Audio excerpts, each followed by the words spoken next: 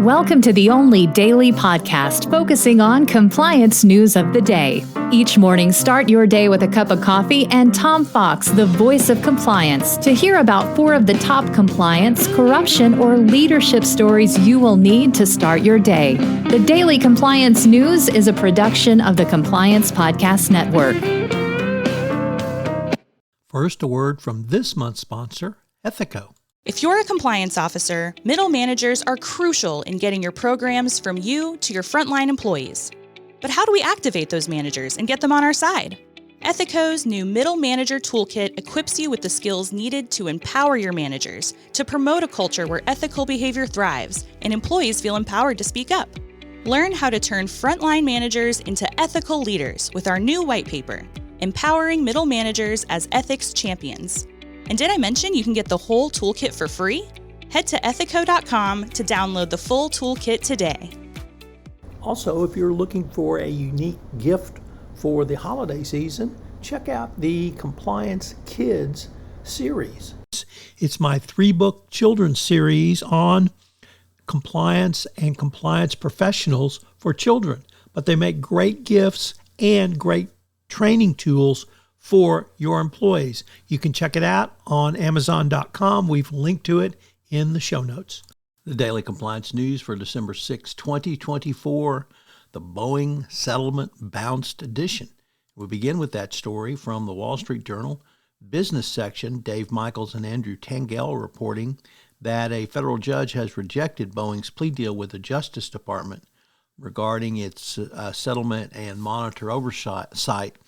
It was rejected by the court for 2 reasons. Number one, imposing diversity considerations on the appointment of the monitor who would see Boeing's future legal compliance, and that it took the courts out of the process in both selection and oversight of the monitor. So Boeing and the Department of Justice and the court and the victims' families are back to the drawing board.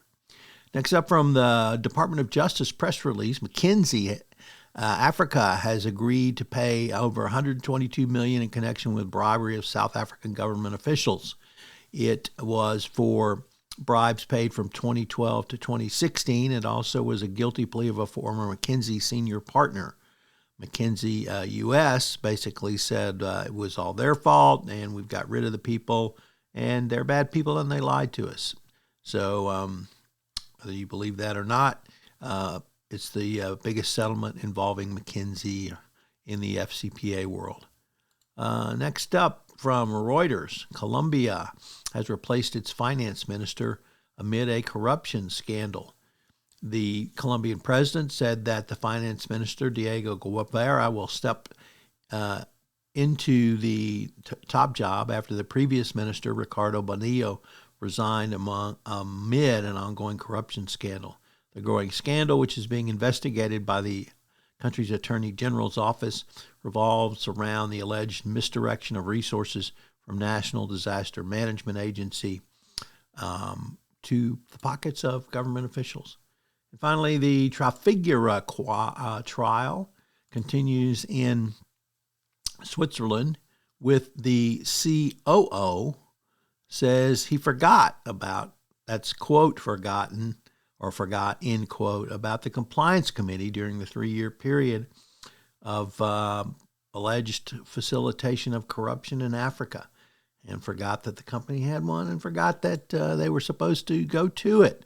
So maybe compliance needs a bigger flag at Trafigura because it sure wasn't on the mind of the COO when they were doing business. Hope everyone has a great weekend. We'll be back with you on Monday. And at the start of this podcast, the sponsor for the entire Compliance Podcast Network is Ethico. Well, Ethico has a great new offering this month for you, a toolkit for middle managers.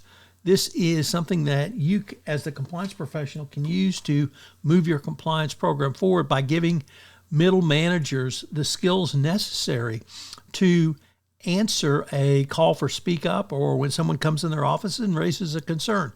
I can't think of a tool that will be more valuable for you in the current era of enforcement. The Daily Compliance News is a production of the Compliance Podcast Network and a proud member of C-Suite Radio. Thanks so much for listening. I hope you'll join me again tomorrow.